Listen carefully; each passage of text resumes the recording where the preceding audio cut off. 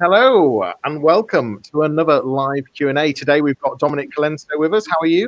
I'm very well. Thanks for having me, Johnny. It's a pleasure and it's great for you to be here. Dominic's a keynote speaker. He's also a founder and, you're a former Thunderbird, which we're going to get into. That's true. An inspirational speaker and you're also a founder of Inflow training. You're a best-selling author. The list goes on and on. In fact, actually, I'm going to start there because I read that by the age of 26, you had been a Thunderbird, lost $1 million. Is that right? And you fired by Simon Cowell. Before we go into that, I'm just going to say welcome to everyone. We're on Facebook, we're live on LinkedIn, we're live on YouTube. We're also on a podcast as well. So thanks if you're listening. And if you've got any questions, feel free to add comments. But it's great that you're here, and it's great that Dominic's joined us as well. And we're going to be talking a lot about the stuff that you do now and what you've written about in your book, Impact. Just take us back. Tell me more about the Thunderbird losing $1 million and being fired by Simon Cowell. Yeah, I mean, there's a lot to go into there, but I started my career as a professional actor. So I'd always kind of enjoyed being on stage, and I got to the age of sort of 16, 17, get to that point where you think, what am I going to do with the rest of my life? And I was quite academic. So there was one option was to kind of go down the academic route. I was thinking maybe law, business, something like that, or go and try your hand and see what happens being on stage and that sort of stuff. And luckily, back in the day, you could do a degree and then the government would pay for you to do a second degree and a third degree. So I thought, you know what, I'm gonna take the risk. I'm gonna go to drama school. I was young in my year, so I think I was 17. And I applied to all of these drama schools. I was living in Germany at the time, so I was flying back for these auditions. Did the first, second, third, fourth, fifth drama school audition and got rejected by them all. So the pressure was on for the last one. And I got accepted. So I went to a school called Drama Centre London. Tom Hardy was in the year above me. People like Michael Fassbender, Helen McCrory, Piers Brosnan, all of those sorts of actors went there. And it was amazing. It was this kind of really tough conservatoire training. There were just 90 people in the school, so 30 people in each year, and got through to the end of that with a few trials and tribulations on the way, and kicked off a fantastic career as an actor. So very lucky to land an early role in the Thunderbirds adaptation in 2004 with Sir Ben Kingsley and Bill Paxton. This was Hollywood's version, was it? Yeah, it was. Yeah. So as a working title in Universal Pictures, so Busted did the theme tune, big deal, London premiere, flying over to Japan for press junkets, and we did a premiere in Japan to 6,000 people.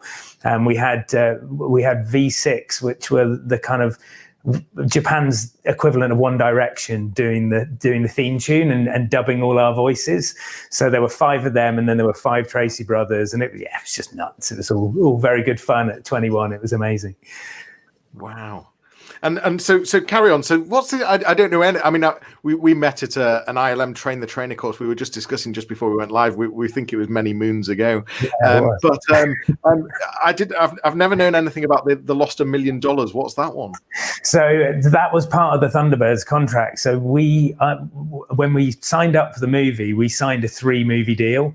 And movie number 3 was $1 million.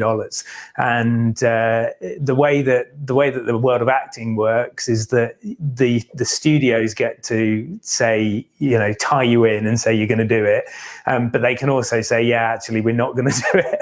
So I got paid a very modest fee for the first film. And the second and third film were going to go incrementally bigger. And we got out of the first film, did all the press junkets, and everything seemed quite positive. They'd written the second script, they'd booked the studios, it was all going to go. And then, unfortunately, my understanding is that it just didn't do well enough in America. So Thunderbirds is a very British concept, and the Japanese are mad for it, and in Europe it went down really well, but the Americans just didn't get it. So unfortunately, Universal kind of sat down and said we're going to pull the contract. So having kind of probably, if I'm honest, at 21 years old, mentally spent that first $1 million, I had to go back to finding a day job and trying to pay the rent. Wow. And Simon Cowell, getting fired by Simon Cowell? Yeah, so that was a few years later. I was in an ITV drama called Rock Rivals, and it was a kind of fictional adaptation of The X Factor. So I was signed up to play the lead character, or one of two characters that were going to go down into the final two for the show. And it was kind of bonkers. We were rehearsing and working with one of Westlife's kind of co-producers. We were having to sing and do the whole kind of gambit for that. And the idea was that we were both going to release, or we were both going to record a single. So me and Holly, who was an amazing singer, I'm rubbish, but she was great. We were both going to record a single, and then the final episode was going to go to the public vote. So it was a fictional show, but we're going to shoot two alternative endings, and the public were going to decide who they wanted to win the show. Then they'd air that episode, and they'd release the single that we both recorded. Anyway, about 4 weeks into filming, things have been going really well. I'd had great conversations with the producers and all of that sort of stuff. And I got told by the assistant director that I was getting a day off. So I was like, okay, that's great. We've been filming loads. So I thought, I'm going to chill out. We were out in Dublin. We were living out there. And I thought, I'm going to go and do a bit of retail therapy, have a wander around, have a coffee, just have some time off. And I was out walking in the centre of Dublin, I think buying some gym equipment, and I got a phone call from the producer saying, we need you back. We're having a full cast meeting. And I was like, well, I'm really sorry, I'm out. It's my day off. And she was like, no, I need you back. So I negotiated with her to get about another hour, and then came back to my apartment.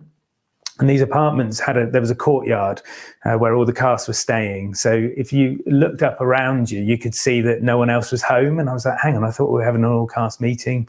It's a bit weird. Anyway, went into my apartment, got on the piano, started practicing my songs for the next episode that we were working on.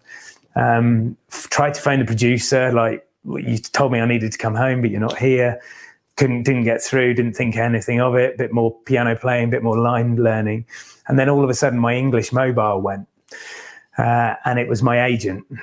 And immediately in that moment, I was like, this is not good news. There's no reason for Claire to be phoning me. So I picked up the phone, and long story short, Simon had been out in America doing American Idol or one of those shows, come back and seen the rushes, and just decided that I wasn't the right fit for the part. In his opinion, I didn't look right. I think the feedback I got was I wasn't grungy enough. I was like, well, there's not a lot I can do about that, to be perfectly honest. So he kind of felt I was a bit too boy band.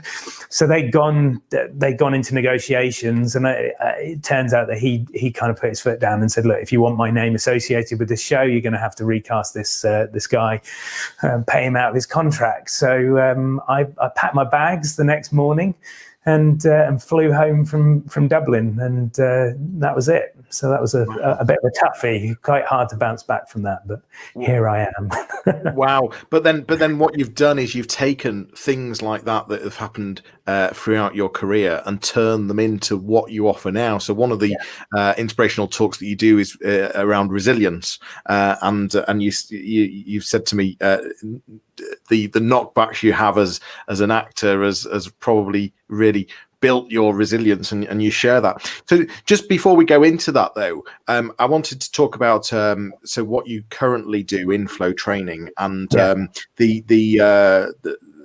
you're ultimately helping team leaders perform better in front of teams. You're helping leaders also. I mean, you're calling it selling down the lens. We're all in showbiz now. Yeah, all on camera. But one of the things. So I'm just taking it back a bit though. So Inflow. One of the things that you do, you'd go in, you'd do some internal training, lots of bespoke. But very recently, you formalised that. And you've come up with a program that you now offer, and it's in 3 parts, isn't it? Impact, influence, and inspire. Just try and summarize what that is, and for people that are listening and watching, we're going to give loads of tips on some of these things. So how to be better on Zoom, how to be better on Teams. We are going to get to tips very shortly, but just try and summarize that impact, influence, and inspire for me. Yeah, so as you said, it's my belief that we're now all in show business. So, we spend all of our time, and I think this will go on when we look at coming out of this pandemic. The way that we work has changed. There's going to be a lot more remote working. People are going to spend less time in the office. So we needed to think about how we could help people really have a structured way of thinking about the way that they show up on camera. So we've created these accelerator programs, and we do them in the business development space, so pitching with impact. We do them in the leadership space, leading with impact. We do it for high performance teams, so communicating with impact. And what we've found is that there are 3 steps that people need to take. So the first is impact itself, and that is understanding your own performance, and that relies very much on the methodology from my book of the same name, and we take people through each of the 6 pillars of impact that will help you understand how you show up and how to tweak things depending on the circumstances, depending on the audience. Once you've got that self-understanding, you then need to think about how you use that with other people, and that's where we move on to influence. So in an influence module, we typically be looking at the challenging scenarios that people find themselves in. So for a sales team, it might be handling objections, or it might be those tricky questions and the person that just drills down into the detail. For a leadership team, it might be how they deliver difficult feedback in a virtual environment, or how they present an idea to the board. And what we'll do in an influence module is we'll typically bring in a role play actor, and we've been doing this very successfully virtually, and using that forum to put people in the hot seat, put them into a scenario that they find difficult, and then get them to apply the tools that they've learned in the previous module. And then the final piece of the jigsaw is inspire, and that's where we try and bring everything together and say, okay, so what's the big task that you have to do? Is it the pitch? So let's look at the pitch. So let's film the pitch and do some video analysis around it. Or is it selling the vision and the values to the team and getting better at storytelling from a leadership perspective? Okay, let's look at that. So those 3 modules over 2 to 3 months really allow people to build muscle and to build a skill that is embedded into performance, rather than what we find sometimes with training interventions, where you go in, you spend a couple of days with people, and then there's a little bit of kind of goodbye, good luck at the end of it. So we wanted to really make sure that we were holding people's hands and changing behavior. Well, I mean, way before COVID, you were always on camera. You were a huge advocate for video, and that was around making an impact, not just with communication, but also on video as well. You came and did an in-house workshop for us probably about 4 or 5 years ago now, at least. And I always remember one of the just really simple tips that you gave 4 or 5 years ago was instead of sending instead of leaving a voicemail, send a video message. And what you're saying is actually you could still do that now and stand out. Absolutely. I mean, I think if you were sending a video message right now, you'd still be in the maybe top 5% of people in terms of your comfort level with doing that. What's nice about a video message is that you can really personalize the content. People can see your body language, they can hear your tone of voice, but they can consume that content at at their leisure. You're not asking someone to get on a Zoom meeting with you. You're not, monopolizing a certain time in their diary. You're just saying, here's something that I want you to understand, but take it at your own pace. We found that incredibly effective, and our clients, say that their results are great with that. And there's a lot of technology that supports that now. Loom is a great tool. BombBomb is a great tool. You can even just record a video and send it on WhatsApp. It doesn't have to be particularly difficult. I'm seeing a real increase from a social media perspective of people leaving voice memos now on LinkedIn and those sorts of things. But I do think the video is still the next level. So if you want to up your game, that's where I'd suggest you go. But as I say, you've been saying this for 5 years, banging on about it. and it's still it's still not turned. And what a great way, having experienced it myself and taken your advice 5 years ago. What a great way to get more comfortable on camera. Absolutely. What a brilliant idea. With regard to the clients that you're currently working with, and certainly over COVID, what sort of acceleration have you seen in terms of how businesses and organizations are going to be working? Do you think we've sort of jumped forward 5-10 years in terms of technology and hybrid and video, or is it not leaped as far as that? No, I think it has jumped forward, light years. I think the statistic that I read most recently was 300 million Zoom participants a day. Wow. Right? And pre-COVID, that was around the 10 million mark. So, people's uptake of this technology is huge. Now, I would caveat that because it's not always the most appropriate thing to use. So I think there are some people that are doing video for the sake of doing video, and actually having a phone conversation can be a lovely oasis in a sea of back-to-back video meetings. So don't underestimate the power of changing it up. But if you can't get into the room with someone and you really want to be able to influence them, then this is by far the best medium to do it. But then you need to be proficient at how you use the tool, because it is just a tool. And there are lots of little things that you can do to help you stand out from the crowd. And that's what we're helping people with at the moment.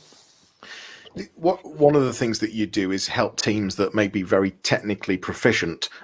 So, maybe an IT director, for example, who is trying to manage teams and needs those sort of softer skills. What are some of the things that you may help them? How do you help them achieve that? So it's getting them to think differently about the way that they communicate. And for me, it's about a systematic approach. So impact in my book is actually an acronym, and it stands for intention. So what do you want people to know, feel, do? Your mindset. So how do you quieten some of those voices in your head? And if you're sitting on here thinking, what's he talking about? I don't hear voices. That's exactly the voice I'm talking about. We're constantly having that internal dialogue. The P is for presence, and that's about how you show up. So, you notice right now that actually I'm at a standing desk. There's something about the energy required to really engage with you and have this conversation that I personally couldn't do standing down. Or sitting down. So I'm not saying that everyone needs to stand, but it's about understanding your own physical presence and what works for you. The A in the audience, the A in the model is audience. So really flexing your communication and understanding who you're talking to and speaking their language. So your IT director example is a great one, because those people, generalization here, but people will tend to be, very analytical, very focused, very process driven. And they might be talking to someone who's much more kind of impulsive and big picture. And quite often, if you try and bring those two styles together, you actually get conflict, and people aren't able to listen to each other. So you want to think, who am I talking to right now? And how do I tweak the way that I'm positioning this argument so it's easier for them to hear? The C in the model is content. So thinking about the language, the words that you use, what are some of the frameworks that you can use for good feedback or good pitch structure? And then the T, and this is really important for me, is technique. Because it's about being the best version of you. As a speaker, as a trainer, as a coach, have no desire to turn out cookie cutter communicators, people that just do it my way. That'd be really, really boring. So it's sort of saying, okay, Johnny, this is you. What does the best version of you look like on your best day? How do we turn that up? And how do we maybe turn some of the other stuff down so that you're being the most effective that you can possibly be? So that's the kind of approach we take. And the key thing here, this isn't just this is nowhere near just about video. This is about being in a room in a meeting. This is about being in front of people, even a one-to-one basis, standing on a stage in video.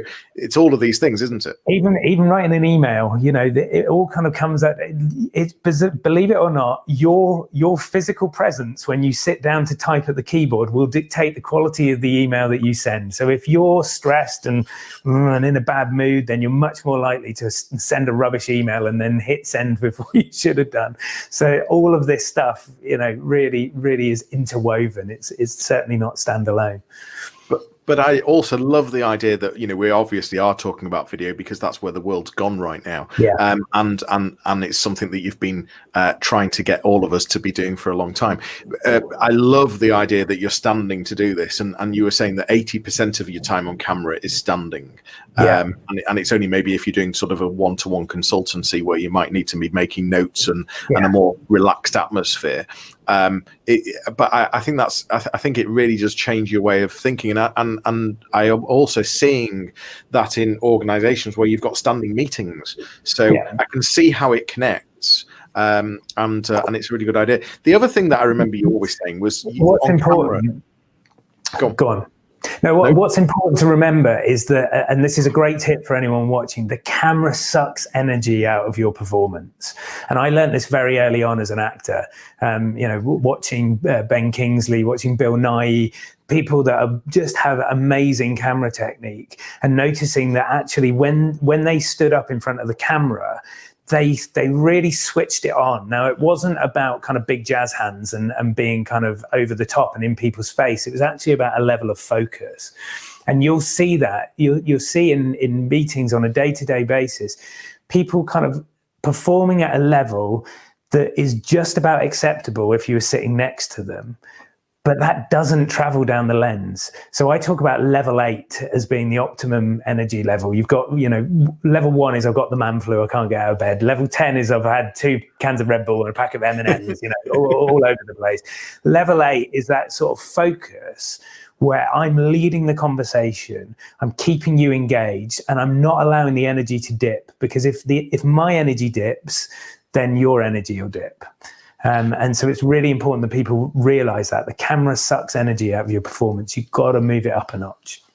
Well, the interesting thing is when we interrupted each other, rightly so, we were both thinking the same thing, because what I was going to say was, I remember you always saying to me that you need to be 3 times more animated on camera than you need to be in person. And that sort of ties in with what you were just saying there. Yeah, absolutely. I don't know if 3 times is enough,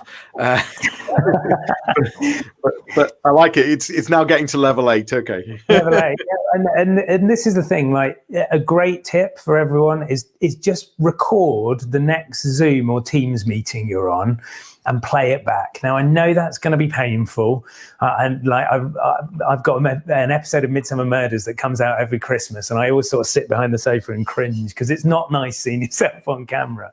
But it is the easiest way to tell how you're coming across. And you might be quite surprised. What you think is a really kind of powerful, compelling performance may well be a little bit undercooked. So it's definitely worth taking a look. But any more tips on how to get over the watching yourself and listening to yourself if you don't enjoy that? Because I must tell you, it's not something I enjoy either. I think it's one of those things that just gets easier, and the important thing is to know why you're doing it. Like, you're not doing it to torture yourself. Unfortunately, you do sound like that, and that's just one of the because your microphone and your speaker are connected in here. It sounds different to you than it sounds to your audience. So, unfortunately, ladies and gentlemen, that is how you sound. But if you're doing it for the right reasons, it's going to give you a huge amount of feedback. And I normally just say, just watch the first couple of seconds, the first 30 seconds, a minute, and just ignore it and just get used to what you're doing, and then look for things that you can improve. Don't just beat yourself up for the sake of it. Don't worry what you look like particularly, but have a think about how you're framed. Have a think about the image that your audience is seeing. Have a think about where your eye contact is. All of those things are really easy to see when you watch yourself back on camera. So try and have that objective position when you do it. Is it at this point that you tell me I've got a great face for radio? No, you're a great example of someone that has framed themselves really well. You're right in the middle of the screen. We can see you, we can hear you. All of those things are really, really important. Talk to me about the resilience side of things, and you say you've dealt with a lot of knockbacks. What was the thing that got you into Inflow? And are you telling me that if you weren't offered a leading role, that you would? Come on, let's be honest here. I know that you're happy, and I know that you perform every day in what you do. But come on, if you were offered a leading role in some big thing with a big name, would you be taking it? I don't know. I mean, genuinely, I don't know. I absolutely love what I do, and what I love about what I do now that I didn't have when I was an actor is that I can see the effect of the work that I'm having. It's like it's instant. Even working virtually, you can see people's performance improve. You'll have a follow-up coaching call and someone will say, I nailed that, or I just got the promotion, or we went to market and it was a massive success.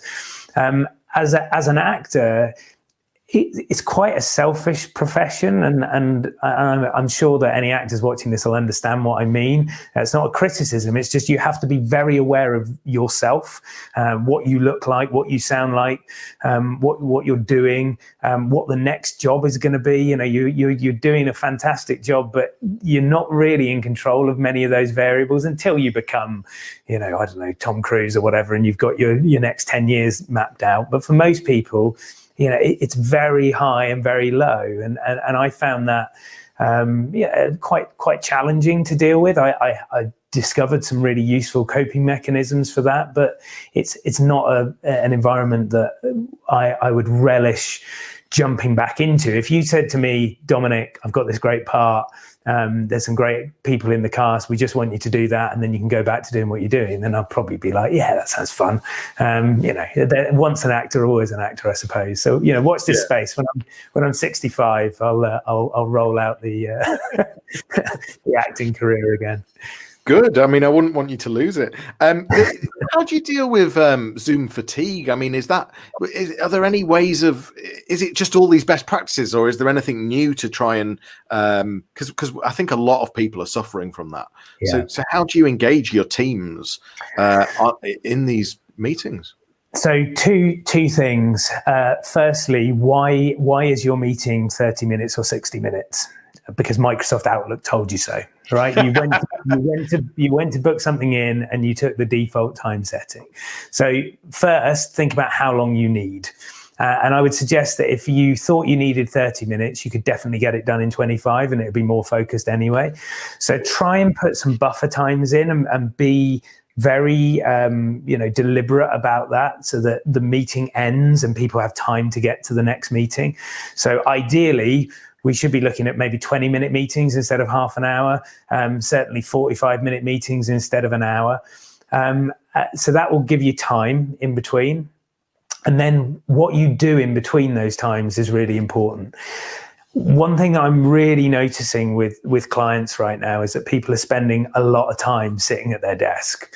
So, you might log on over breakfast at 8 o'clock and you're still sitting with the laptop on your lap, finishing off some emails at 8:30 at night. And actually, if you think about it, you've spent most of the day kind of in something like this sort of position. And we anchor emotional states in the body. So when you are feeling relaxed, your body is relaxed. When you are feeling uptight, your body is normally uptight. So actually putting some physical breaks in where you get up and you walk around and you have a little bit of a stretch. You know, we used to walk to the kitchen at the other end of the corridor. We used to pop over to Susan's desk to ask her a question. And instead, we're just sitting in the same space. So use a physical cue, a physical, stretch, movement, warm up to get you prepared in between those meetings, and that will help break up the Zoom fatigue. The mind and the body are linked. So when you start to move the body, you'll start to move the mind. But it's also trying to get your teams to do that, isn't it? So is there something in there that you should be doing that during a call, during a meeting then? I mean, would that be fair to say? That would be, I mean, we'll certainly think about breaks within a meeting. So anything over an hour, and I'm normally thinking we need to put something in here. 10 minutes, get up, stretch, move. With my teams, if I see the energy's flat, I'm like, right, everyone get up on your feet, 30 seconds, move around. Just finding opportunities to reset throughout the day is really important. No one's ever going to be disappointed that you said, you know what, we've got another 20 minutes to go in the diary, but I think we're done right now. You say, no, keep us here. So just get used to giving people their time back, and you will instantly elevate yourself to super boss status. You've done some big keynote speeches in your time, and I'm wondering, before you get onto stage, are there any particular things that you do? And I'm guessing that if there are, you get people to do this just, going into any situation. Yeah. What are the particular techniques that you do? So the two big things for me are the physical stuff. So I'm always doing a warm up. I include this area as well. So I do I won't do these on camera, but I do some kind of crazy articulation warm ups, face stretches and tongue twisters and those sorts of things. But the big piece for me, and this comes right back to my drama school days, is getting myself centered. And the way I do that is with breathing. So when I first went to drama school, I was actually an incredibly nervous performer. So, bright red flush, you could fry eggs on my ears. I was sweaty. It was horrible. But I learned in voice classes and in movement classes really to get a control over my breath. So what you'll find is if people are nervous or having kind of panic reaction, they'll tend to be breathing up into the chest. And what we want to do is actually breathe down into the diaphragm. So if you can get that low breath, if someone's having a panic attack, what do you say? Just take a deep breath, and it's absolutely right. If you can get the breathing down and just slow everything down, you actually work against the fight or flight response. So you can just find yourself getting a lot more calmer, a lot more grounded. I'm looking for some sort of stillness, bit of focus. And then what I've done there is I start to kind of capture and bottle the energy so that I can use the energy rather than the energy using me. So rather than I'm just, a little bit all over the place, I can start to focus that and take it forward. So if that's of interest, I go into that a lot more in the book, and I do a little video in there. There's some resources. So if you want to check that out, that's a good place to start. For those listening, unfortunately, Dominic didn't do any funny faces, but I actually have a feeling I may have seen some of his before. I have a feeling that this is that sort of 5% thing where we were talking about video messages. Only 5% of people are doing video messages. I'm thinking that actually less than 5% of people are thinking about their breathing before they go into something. Yeah. And it's fascinating, though. Once I've worked with a team, it's normally one of 3 or 4 things that will come back as the kind of feedback of what are we implementing and what has made the biggest difference.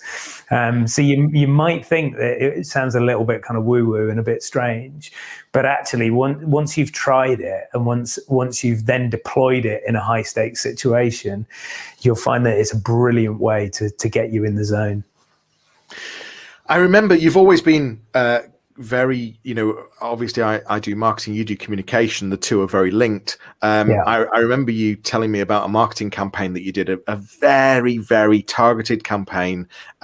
You used the Thunderbirds part of you. I just want you to explain to people watching and listening, it was a set of postcards, wasn't it, that you did in handwritten envelopes. Tell us more, because I thought it was really clever. So what we were trying to do is we were trying to look for a way that we could stand out from the crowd and create a little bit of intrigue. There are lots of people that offer training, and a lot. We're very much a communications training specialist, but there are plenty of training organizations that will do time management, leadership, project management, and communication in there as well. So there's quite a lot of competition, and we wanted to really capture people's imagination and focus them on the thing that we did. So I had a great business coach at the time, and we were kind of bouncing some ideas around, and he was like, "You must use the Thunderbirds thing somehow. That's like, what could we do with the 5, 4, 3, 2, 1 thing?" So what we did is we started this postcard campaign where we had 5 postcards, well, actually 6 postcards. So you had the 5, 4, 3, 2, 1 countdown. And those first 5 postcards were completely anonymous. They were handwritten, but they were little kind of teaser things. I can't remember the copy, but there was stuff around, would you like to help the communication in your organization take off? And there was just like cheesy little intrigue statements. And what we did is we dripped those out. So they kind of landed 1 a day in people's post boxes. And then the 6th postcard said something like communication skills are go, and there was a URL. So all of these were signed from Virgil, by the way. So there were no company branding on there. There was nothing about me, and it said the last one just said, "Hi, hi Johnny, I've made you a little video." Just to go back a step, because I think my understanding is the way you sent it out was that you'd send, postcard. The first postcard was sent out, but it was put in a birthday card envelope. It was in a coloured envelope, handwritten to a very specifically to a target that you were trying to absolutely. So these were very targeted. We looked at the types of businesses that we want to work with. We researched the people on LinkedIn. We'd phoned the business and found out what their email address and made sure that person was working in the organization. So we'd done all the homework. And then each envelope had a different color. So they were, they were all the colors of the Thunderbird. So red, blue, green. So each one was very kind of specifically designed to move people onto the next step. And the purpose being was to getting it onto their desk as well, because it was handwritten. Yeah, so you'd normally find, when we spoke to people afterwards, you'd normally find that the first one was put on their desk because they thought it was a birthday card or something like that.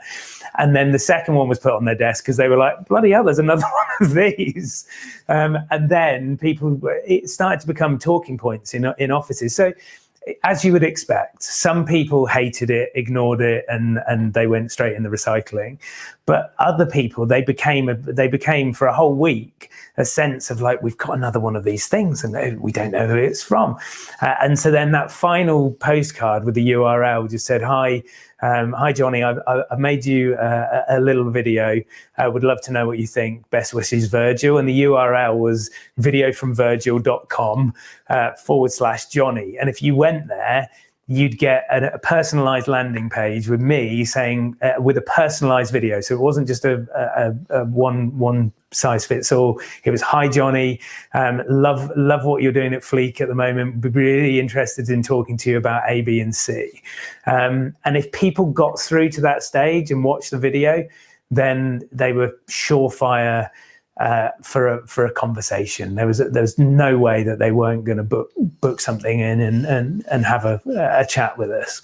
And the lead time in our sort of world is a little bit different. We're not selling, paper supplies or something that people are going to need immediately. So those conversations could go on. And in fact, we're still having conversations now with people that got postcards 3 or 4 years ago, and we've stayed in touch with. And when the time is right, we will be the people that they come and buy from. I hope you don't mind sharing that, because I just thought it was just so clever, and it's something that I referenced back to many times, I just think it was really, really clever. I think it's a combination, and we're no longer running that campaign, but we're doing similar things. A combination of personalization and video, and those two things are really, really powerful. There are a million ways to get past the gatekeeper, and people become wise to this. But the other thing is that direct mail is still one of the easiest ways to get in front of people, and that's become a little bit more difficult right now. But there are still ways for you to do that. There'll be certain times in the year where we decide that we're going to give away a couple of copies of the book and that sort of thing, and so we will go out to people targetedly and just say, hey, would love to send you a copy of the book. If this is of interest, let us have your address. For those people that get back, we've got a home address where we can post them a copy of the book. We can put a handwritten postcard inside, and then inevitably follow them up with a little video message afterwards to say, have you had a chance to read? Have you got any training needs right now? We'd love to have a further conversation. So use that combination. I think it's really powerful. We talked about we're all now in showbiz. Yeah. What should we be? What should we be doing? What should we be riding this storm? Should we be having our own TV channel? What's your thoughts and point here, Dominic? I think we've just got to acknowledge that there's a lot of competition for our audience's eyes and ears. Yeah, and now, when we're sitting in an office, you could go over and have a conversation, or you could get someone to come in to meet you and sit down and make them a cup of tea and bring out the best biscuits and all of that sort of stuff. You can't do that in the same way now. So the way that you can elevate yourself is just by thinking about how you're showing up on camera. What impression are you giving to your audience? And there are just little things. Let me just have a quick play around with the settings. Silly little things like this. Here I am using a different camera. You can see my skylight. You can't see me as well. I'm much less impactful. This is like real budget TV show versus going to something that is definitely the best of the BBC or ITV. Just thinking about some of those little production values are really important. How you light yourself, the sort of type of microphones that you're using, and not just taking video meetings for granted, not just thinking, okay, well, I do a good job in my sales meetings, but with the team, it's just the team. Your team will get really disengaged really quickly if they're not feeling your presence down the lens, if they don't think that you are there talking to them. In a meeting environment in an office, it's much less unlikely, or much less likely, that you'd have like your mobile phone out or another browser window open. We live in this world of distractions now, And so we need to keep people's attention. It is essentially the attention economy, whether you're using that from a sales perspective or from leading a team perspective. Your job is to keep your audience's eyeballs and to keep them focused on you and what you're doing, and not clicking away to do something else. So you've got to think about the quality of your broadcast. Yeah, absolutely. Are you getting enough downtime? And you like the outdoors. Has COVID given you a bit more of that? Where are you going to next? Where's the next trip? So no is probably the short answer to that. It's actually been incredibly busy for us over the last 6 months, because so many organisations have wanted to rethink the way that they do that. But I am pleased to say we had a team meeting and went through the delivery diary this morning, and the 2 weeks before Christmas, things really start to wind down. So I'm looking forward to some time out. We just got a puppy, so we're going to be doing a lot of puppy training, and then hopefully getting in some kind of Christmas walks and going and enjoying a little bit of the countryside. So that should be me switching off for a few weeks over Christmas, which would be great. Fabulous. It's been fascinating speaking to you. We've come to the end of our time, I'm afraid, Dominic. Already, my goodness, we could talk for a long time, and it's brilliant. And you've got some great ideas, great thoughts, and I absolutely love it. And you've got the book on Amazon. It's called Impact. Yeah. Yes, it is. If I am a senior leader, here's a screenshot. If I'm a senior leader looking to make a bigger impact, or looking to increase business development or engage teams, where do we find you, Dominic? So find me, if you're interested in training, then find me and us at inflow.global, or connect with me on LinkedIn. And I'd say, we're broadcasting on LinkedIn. So anyone who's watching on LinkedIn right now, feel free to connect. It'd be lovely to see you.